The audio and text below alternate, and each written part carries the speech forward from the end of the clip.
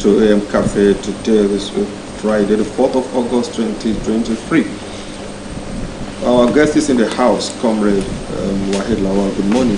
Good morning. Thank you for having me. Yeah, how has it been? Fine.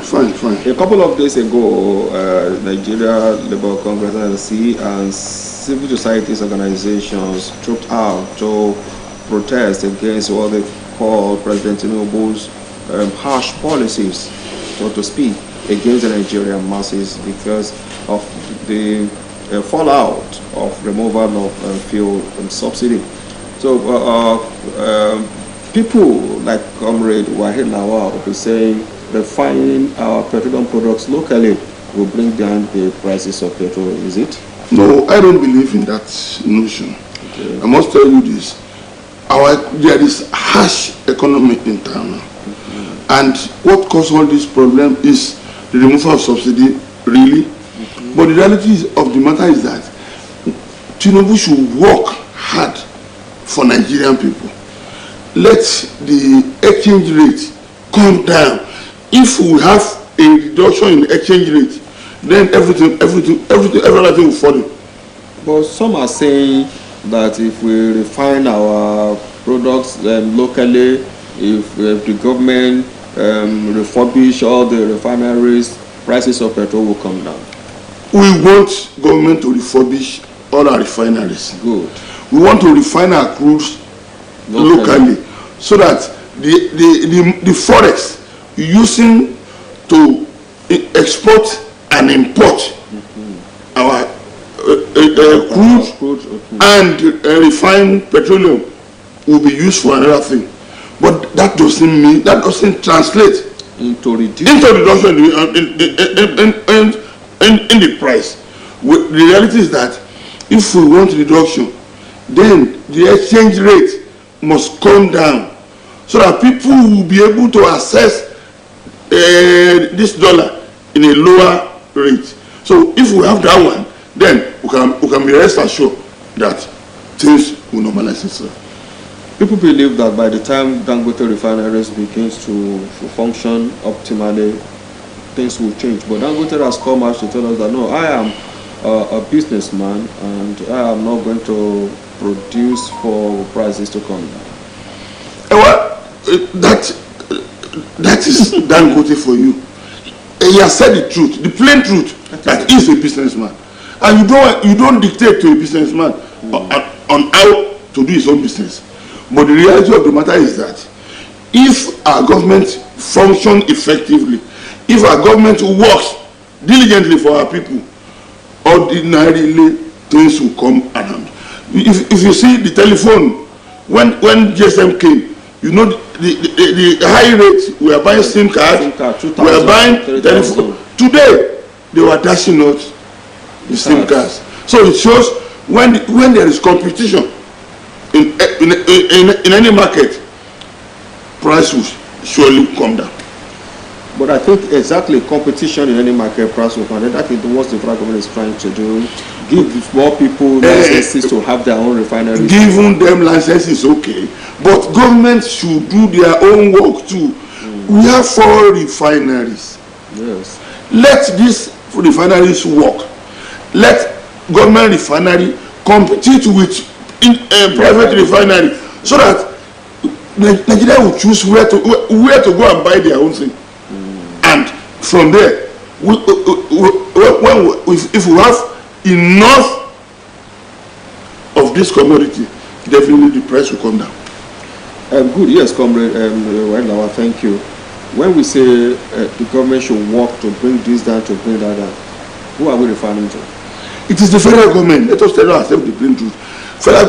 When President Bola Ahmed Tinubu came in, he said he's removing the disparity in exchange rate. Exactly. Some people are going to central bank to purchase dollar at 450 naira. They go to black market and sell it at 750, 760, 800 naira. He said he's harmonizing that one. It is the policy of government. Who are those people selling at 450 at the CBN there? Governments can still do that, enforce that order and say, okay, let dollar be at the rate of 450. Both at the black market and at exchange. So from there, things will come down drastically. But removing the disparity is not enough. You are only telling businessmen to choose whatever price they want to sell their own commodities, and that is not government. In any society, government subsidize many things for the people. In advanced economy, if you don't have work, government give you token to sustain yourself, so that when you secure employment, you pay tax. Thank you. I always love such arguments, sir. A couple of weeks ago, the World Health Organization and some bodies in partnership with the state governments were giving out free mosquito nets to people. You understand that? Yeah. You can imagine that many of those who were employed had up to give out the free mosquito nets. Some were selling, some were keeping. Do we blame Governor Adeleke for that? No. You see, that is the Nigerian system for you. Exactly. That is the Nigerian system for you. Our people too. No. Honestly, our people are not faithful, even to their work. That's another reason why they said go and distribute mosquito nets for your people, free of charge. And you are going to be paid for the job. Definitely. Still, you are still charging yourself, not just those who brought the mosquito net. They have given it to us for free. But you now help your people. Government will pay you for the service render. You are still keeping it. You are still selling it. For what? It shows that in all facets of our life, we are not trustworthy. Look at what killed the medical doctor in Lagos. Money, millions of naira has been, apportioned for the repair of the elevator. Somebody kept the money somewhere until a whole life that a medical doctor is lost. In that case, who will blame Lagos State government now, or Minister of Works? Well, we still have to blame government. You don't just give money without following it up. You must follow it up. How? You do it diligently. If you say people should go and do a work, there must be proper monitoring. We lack that maintenance culture in our system, and that negligence costs us a lot of things. It is the duty of our government to monitor things that whatever they were doing. The law said government should provide security for the life and property of its citizens and their welfare. So those are the two constitutional provisions that every government must do. They must do this. So the governor might have good intention, the president might have good intention, but if they fail to use feedback mechanism, the result is what we are seeing. We'll be wasting money, wasting life, spending unnecessarily on something that if we monitor it closely, we will have achieved the result in a jiffy. So our government should be proactive enough to know that if you are having an issue to tackle, giving money is not enough. You must monitor how the money was spent, how diligent those who do the work did it, so that we will have an effective and efficient society. Now, some states of the Federation of Governors are already rolling out what they think will pushing the effect of some have increased minimum wage from 30 to 40, some are adding 10,000 every month. Our own governor here, we know they are already branding some buses to pushing the effect. What do you say to that? Well, we have been engaging the government too, because if federal government said they have allocated money to state, the state should be proactive in doing the work, because civil servants, you expect them to go to their work regularly. You need to give them incentive, give them palliative aside their salary, and you know how to do it. Then, even if we are talking of the civil servant to increase their salary, there are some unemployed youth. They have never gained any.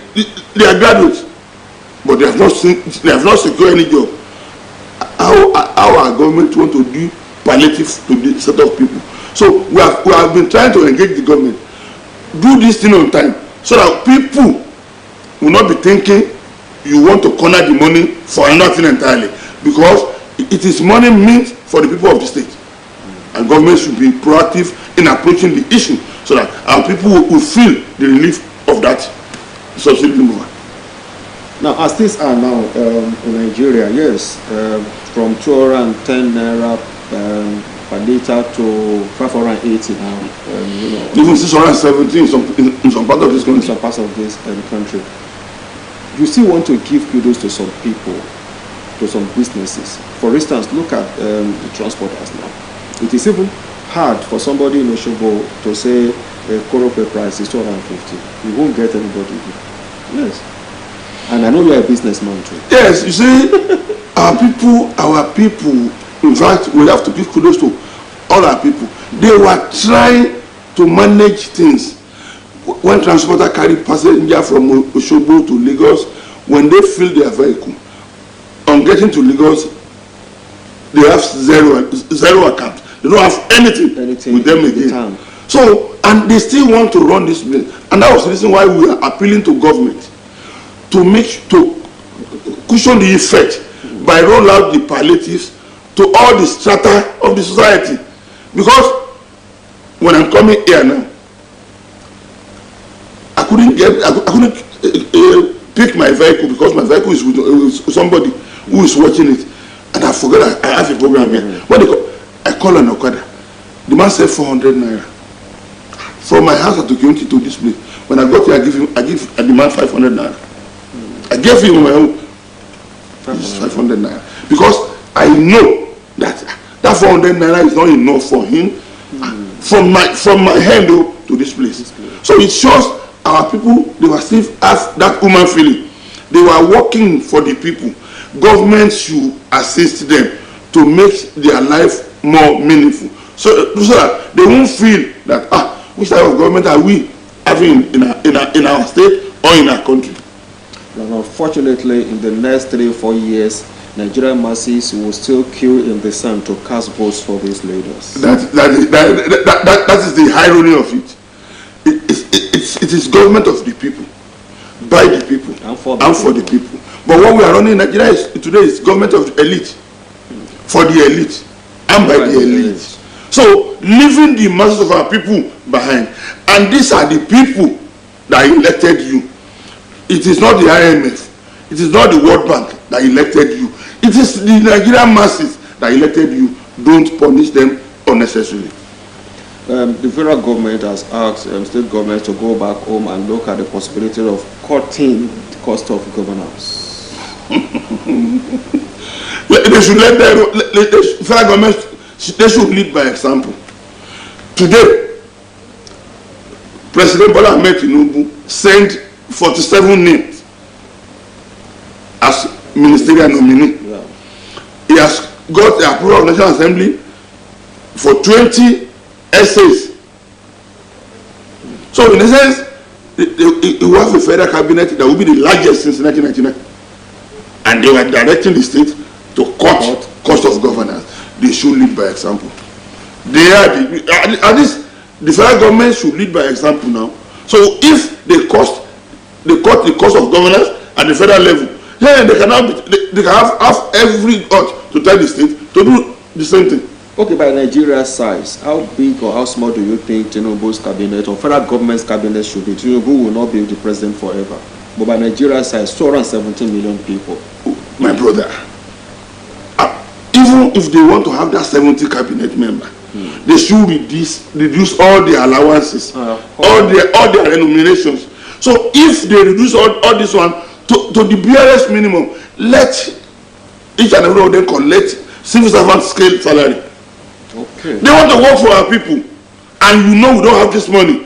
You want us to save money, cut your own running cost too. I'm less concerned about the number of people there. Okay. But if their remuneration is equivalent to what the civil servants are getting, then Nigerian people will know these people came to serve us. Because it is their duty to serve the people. You are telling the people to manage now that things will soon be better, but you are running a flamboyant Things will soon be better since 1999. When will it be better then? That is the language of Ashwaju. It is painful now. I feel your pain. I feel this. But please, bear with us. Things will soon, as we want to bear with them, they should bear with Nigeria too. They should cut all their remunerations and allowances so that Nigerian people will know that they came to serve them. Yes, I'll just pick something from Comrade Wahid Lawal's submission all through that when you want to go to the Senate as a senator, you want to go to the National Assembly as a member of House of Representatives, and you know that you cannot aim more than what level 10 officers in... Even level 17 officers. Even PS. PS, yes. Let them hear what PS is earning. So, at least... Nobody will be killing any person to want to... Yes, they won't. It won't be a do or die affair. Okay. It won't be a do or die affair because they will have known that, oh, well, even if I go to Senate, I will be collecting the same salary like permanent secretary in the civil service. So it will be a government that is working for the people, not the other way around. Our people should know. You are telling the people, Mr. President has denied this 8,000 naira to be sharing to the 12 million people. He didn't deny. He said they will review it. He said they will review it. Exactly. But that is an insult of the highest order to our people. When you are allocating 70 billion to the National Assembly, giving them another 55 billion for their SUV cars, and you are telling the masses that, oh, we are going to assist you with 8,000 naira in a month for 6 months. It's an insult.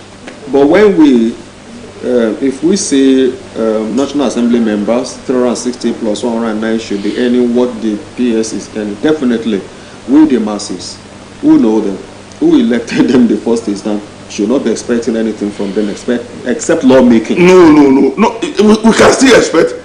The permanent secretary are still doing something for their family at home. They were still. That's the immediate family members. So. No. They were still assisting their community. Okay. They were still assisting their community. So the only thing that we will say nobody should expect from them is that Senator, my wife is this, my son. Okay. That should be your own personal problem. Deal with it. But their immediate community, they have constituency allowance. They were getting there. They will come to that community, give them water, give them hospital. So they were assisting their immediate community by that. Okay, so I cannot get what you are saying. Their constituency allowance should stay. But all other allowances should constituency allowance was not given to any senator. Not given to them, yes. Not given to anybody. It is for a project in their constituents. Exactly. So they can still be assisting their community, immediate constituent with all this. Okay. But at least all their remuneration should come down and reflect that, oh, we too we are cutting the cost of governance. Sometime in 2021, Kenya's president said the nation will no longer be able to sustain a bicameral legislature, and Kenya cut it to unicameral. You see that work in Nigeria too? Well, it is still possible, but who will lead that revolution? That is the question. Who will lead it? So those who are receiving humongous amounts now, and you expecting them to move a motion to go back to that? But I believe Nigeria will still be better. But all of us must speak with one voice that every strata of the society must come to serve the people. It is always possible for people outside government to criticize the government, especially those in the opposition. But the moment they too get there, what is the problem with Nigeria? Outside Aso Rock, you criticize, but the moment you get there, you find it difficult. You see, that one is the Nigerian factor. You see, when you are going there, you have your own mind. But on getting there are some staff there. Those people, they will be advising you. This is the routine. This is the tradition. This is how we do it. This is how this one go. No, this is government thing. There is secrecy. There is confidential in this. But if you are firm and you know what you are doing, you can still serve your people diligently. But the Nigerian factors are there. So you're not trying to say that even the civil service too is complicit in this? They are the number one. They you know, they were there for years.